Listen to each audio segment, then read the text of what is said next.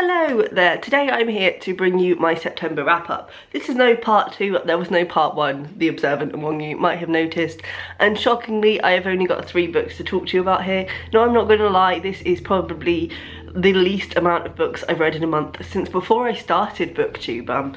Yeah, it's really quite shocking. However, I'm kind of happy, like I don't mind that I've only read 3 books this month and I've not been putting pressure on myself.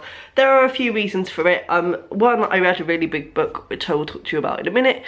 Secondly, we were away for a weekend, so that kind of stopped me from reading. Thirdly, I haven't been well, and fourthly, we've bought a house. So my head's just not really been in reading, and to be honest, I'm in the bad habit at the moment of reaching for the remote for the television, and I think it's because I haven't been well and I'm still not 100%.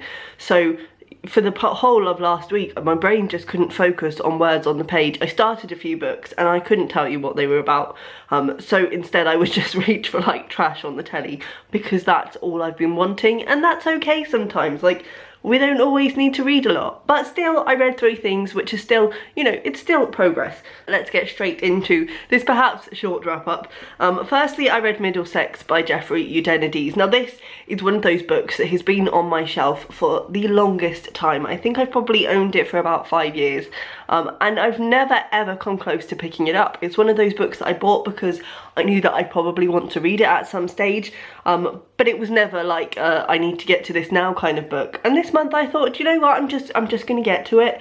I kind of felt like getting lost in a bigger book, and it's quite a big book and it's got really quite tiny writing, so it did take up quite a lot of this month for me. Obviously, Jeffrey Eugenides was the author who wrote The Virgin Suicides, which is a book that I've got a funny relationship with. I really didn't like it when I read it as a teenager, because I don't think it was what I wanted it to be. I wanted it to be, you know, as a teenager, I liked doom and gloom, as you might be able to guess from the books I read now. I liked books about suicide and things, like, I'm not gonna lie, and that's kind of what I wanted. I wanted it to be more about the girls themselves, and obviously The Virgin Suicides is very much about the girls through the boys' eyes, and it does some very clever literary things that at the time I just wasn't interested in. So the first time I read it, I wasn't madly in love with it, but I came back to it as an adult a few years ago and I adored it. There is so much packed into that book, and so many clever techniques and methods, and so many looks at problematic things in society, and just, oh, so good. So I was kind of, you know, hopeful that Middlesex would be good. I knew it was a multi-generational book about a transgender individual. The writing in this is pitch perfect. Like, it was 5-star writing as soon as I started reading this book, which I didn't particularly expect. I knew Eugenides was good, but the writing in The Virgin Suicides is quite simplistic, and I think he very much relies more on the techniques that he's using in terms of the storytelling, whereas in this book the writing was just gorgeous, and straight away it reminded me of kind of magical realism, multi-generational books, like The House of Spirits, which I read earlier this year.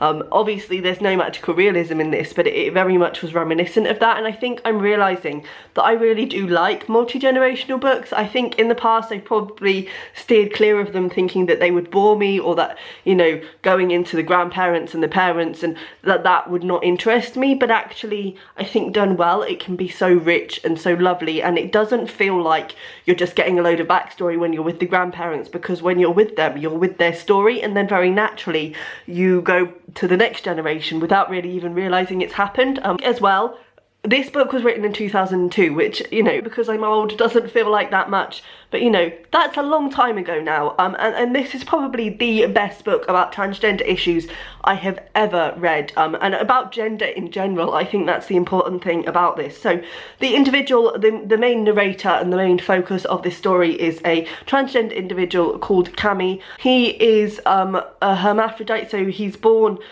basically with both parts, and is raised as a girl because they don't realise that the sort of male parts are up in the inside, and it's not until he reaches his teen years that the male parts kind of descend and they realise that she is a he, and certainly in terms of the hormones and the feelings that Cammy has, they are male, and she at the time can't understand these feelings and why they are different to the girls around her, and also obviously she starts having these sexual feelings for girls that she can't understand, and then we kind of look at how the discovery comes about, how that impacts Cammy, and also how he then branches off from his family and what they want, because they want to carry on raising him as a girl, that's what they know him as, but he very much, as soon as he finds out about this, he feels like it suddenly explains what has been going on, and he instantly wants to live life as a boy. I think it was so fascinatingly done, and I think as well the scope of that storyline, the scope of having been raised as a girl, really helped us to realise gender in general and the things that make up gender. And so, you know, even though Cammy goes on to live life as a man, still has female tropes in him. So like, he is still the main caregiver for their mother as she gets older and things like that. And you know, there's this trope that guys don't stick around to look after their mums, and daughters are the caregivers. And obviously Cammy has been raised with that caregiving focus in mind. He still is the one that is there for his mum, and I think it's just fascinating. I really can't recommend it enough. It looked at so many interesting topics with such beautiful language. So worth a read. Then a slightly less positive experience, I'm afraid to say, with Sing Unburied Sing by Jesmyn Ward. It's a National Book Award winner, and I believe it was nominated for the Women's Prize, yes, shortlisted for the Women's Prize last year. And it was one of those books that I heard so much about, and I kind of just never rushed to it because I thought I was going to love it, and I just didn't, and it was really frustrating actually. So this is a kind of magical realism-y story, which the parents of this little boy and girl that are at the centre of the story are not very good parents. The mum is entirely addicted to drugs, the dad is in prison and also addicted to drugs, and the children are pretty much raised by their grandparents. But the story effectively focuses on the journey that they take with their mother to pick their father up from prison, and the sort of neglects that they suffer along the way, and yeah, that's about all I can say about the plot, because honestly I found the plot in this book a real mess, a real mess. So it kind of tries to do what Beloved by Toni Morrison does, in that there are ghosts, and it kind of looks at the abuses of black people in the past and the way that black people have been treated in the history. And that was fine, and I liked those bits, but honestly it was just so fragmented. It didn't come together at all. The writing was beautiful, but the story just couldn't hold it. It could not hold it. So the whole journey of them going to get their dad from prison, I don't really know what the point of that part of the story was. I don't really know what the author was trying to say with that. It had some beautiful parts in it, but ultimately it was a bit lackluster. Then there is this whole other sideline of magical realism in the grandfather's story, which is kind of literally just shoehorned in there. And then at the end there is a very heavy magical realism scene that just has no real explanation. So as a reader, you can't follow really along with what's happening, and you kind of are just at the end thinking, what was that about? I know there was a ghost, I know there was a death involved in this scene, but I couldn't picture at all what was happening. Yeah, I honestly was very close to DNFing this at the start because I couldn't really follow what was happening with the characters, and that didn't really change throughout. I think this is a book that feels as though it goes in places and it doesn't really take you along with it, which is really frustrating. Jesmyn Ward's writing, as I say, was really stunning, but yeah, just the whole thing just fell flat for me, sadly. I did not enjoy it as much as I thought I would. Then finally I finished on Three Women by Lisa Taddeo. This is one of those books that is everywhere at the moment, and it sounded really intriguing. As soon as I saw the proofs I also wanted it, because this cover is just, there's something about it that satisfies me so much. And also this is a book with a white hardcover, and I just love a white hardcover. I don't know why, they just satisfy me. So physically and you know, beautiful book. And also the premise really interested me. So this is basically, it's a strange kind of non-fiction in that Lisa Taddeo, I think she spent like 8 years with these women, and moved to their towns and everything to kind of get their stories. And it basically, I suppose it's been marketed as a book about female desire. And in these three women's stories, which are kind of told like fictions really, the author doesn't put herself in there. She tells these stories as though she is telling a fictional story about a character. So I think this would be a good starting point, non-fiction, for a lot of people. But all three stories of these women look at different stages in their sexual lives, I suppose. So one of the women, Maggie, starts off, she's in university and she is embarking on a relationship with a professor, and we kind of look at how that unfolds and also how that impacts her life in the grand scheme of things. We have Sloane, who, I think it's Sloane, who is having an affair, or she starts off, she's thinking about having an affair with a past lover, and she wants to leave her husband basically, and it looks at how that unfolds because the man that she's having the affair with is still married, and she's very much into the relationship, probably more than he is. And then we follow Lena, who is in a relationship in which her husband likes to watch her in bed with other people, and it kind of looks at how she deals with that and how that ties in with her own desires. I really loved this book when I was reading it, and I was really into it, and I thought it was going to be a 5-star, hands down. And then I finished it and I came away from it and I thought about it for a while, and I think there are a few things and a few reasons why this could never be a 5-star read for me.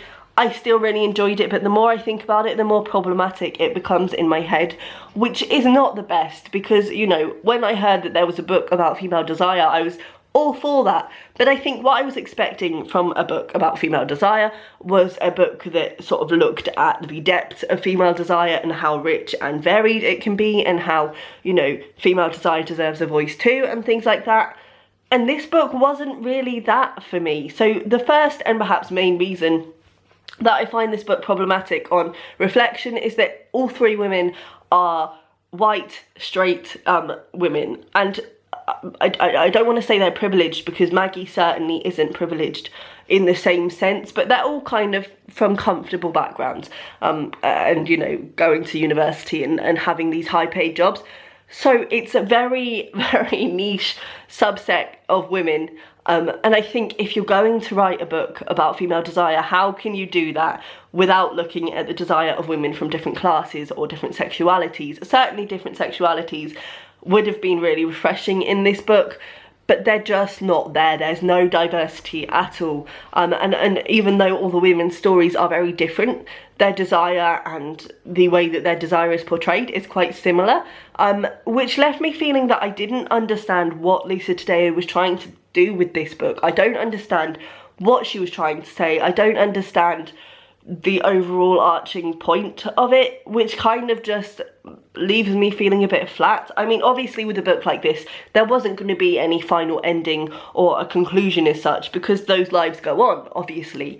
But I wanted her to tie these stories together in some tangible way, and she doesn't. Also, and as much as I liked the way that this was told, and I think it does make it very accessible for people who don't usually read non-fiction, the whole not putting herself in the narrative was kind of also problematic for me, because knowing that she spent 8 years, and it tells you that at the start of the book, knowing that she spent 8 years shadowing these women, moving to their towns, literally living with them effectively to get their stories, and then she herself is not in the story, that was confusing for me, because I couldn't imagine her part in these women's lives, or how her part in these women's lives impacted what was going on in the narrative, and it was always in my head, like, how was she involved, like, how, I don't know, it just kind of grated on me. So yeah, there were big gaping issues on this book when I looked back at it. Did I enjoy it at the time? Yes, very much so.